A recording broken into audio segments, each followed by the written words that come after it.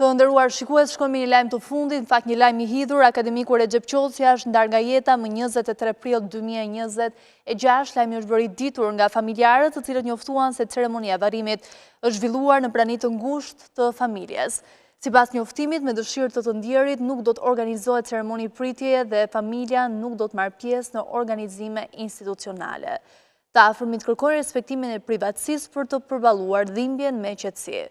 Recep Qosja lindi më 25 qershor 1936 në Vuthaj dhe ishte historian i letërsisë, kritik letrar, shkrimtar, publicist, politikan dhe akademik shqiptar. Në vitin 1959 përfundoi shkollën normale në Prishtinë, ndërsa në vitin 1960 u regjistrua në degën e gjuhës dhe letërsisë shqipe në Fakultetin Filozofik të Universitetit të Prishtinës, ku diplomua në vitin 1964.